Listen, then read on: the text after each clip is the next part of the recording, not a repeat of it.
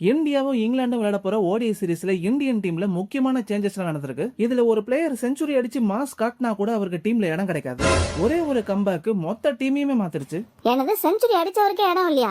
யார்ப்பா அந்த அதிர்ஷ்டசாலி? மேட்ருக்கு வரேன் குட்டி ப்ரோ.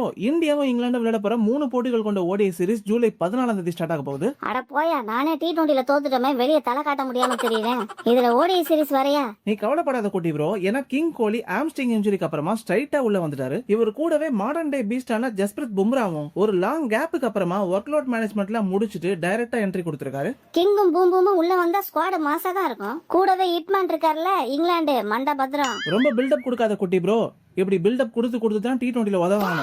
சரி, அந்த செஞ்சுரி அடிச்ச பிளேயர் யாரு? எஸ்எஸ்வி ஜெய்ஸ்வால் தான். ஆப்கானிஸ்தான் மேட்ச்ல செஞ்சுரி அடிச்சோம். கிங் கோலி உள்ள வந்துட்டாருன்னு அவரை டிராப் பண்ணிட்டாங்க. அடப்பாவமே.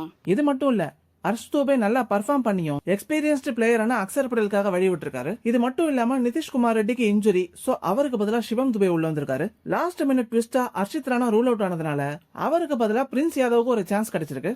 என்னப்பா மாத்தி இன்ஜுரி ஆயிட்டே இருக்காங்க. சரி, இந்த ஓடிஐ சீரிஸாவது ஜெயிப்போமா இல்லையா? அது தெரியல குட்டி ப்ரோ. ஏன்னா ஜெய்ஸ்வால் மாதிரியான ஒரு செஞ்சுரி அடிச்ச பர்ஃபார்மரை டிராப் பண்றது டீம் சினர்ஜியை அஃபெக்ட் பண்ணுமா இல்லையான்றது தான் ரியல் சஸ்பென்ஸ். ரோகோவும் வந்துட்டாங்க, பும்ராவும் வந்துட்டாரு. So M prediction 2-1. மக்களை, இந்தியா இந்த ஓடிஐ சீரிஸாவது ஜெயிப்பாங்களா? எஸ் ஆர் நோன்னு கமெண்ட் செக்ஷன்ல தெரிவிக்க விடுங்க.